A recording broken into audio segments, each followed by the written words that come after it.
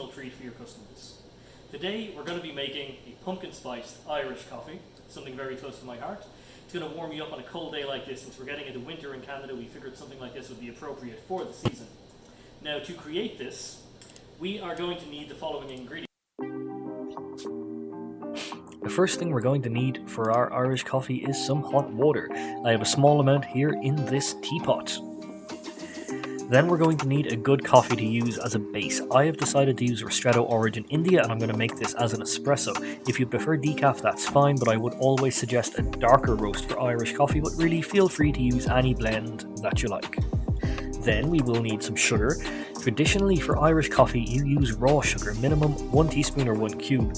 If you want a sweeter drink you can add more, but do remember we're going to be adding some pumpkin spice syrup too, so we don't want it to be too sweet. For sugar alternatives use cane sugar or honey. Then we're going to need heavy or full fat cream, depending on what you call it locally. If you want a dairy-free option, look for anything labelled as barista blend, as you should get better results with one of those. Then we have our pumpkin spice syrup. This one here is imported from Europe, but really you can use any you can find locally. And lastly, we will need a good whiskey.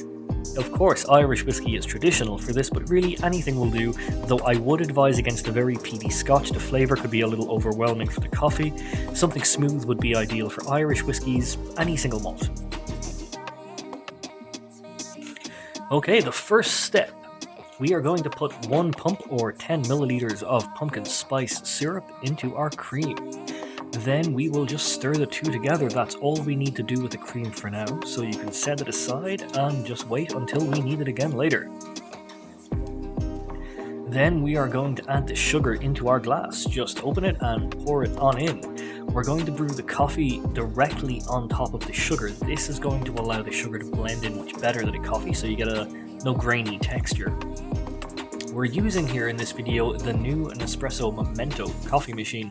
This is actually just coming out in Canada, so it's a good time to tell you a little bit about it.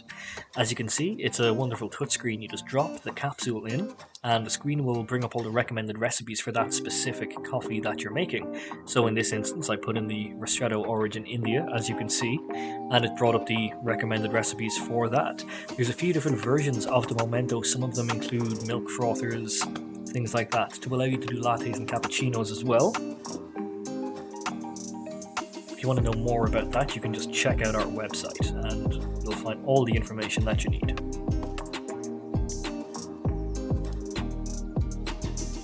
Once the coffee is finished brewing, just give the sugar a good stir in. Make sure everything is dissolved into the coffee. Then we're just going to combine our whiskey and coffee. Just pour it straight on in. No need to stand on ceremony in this step.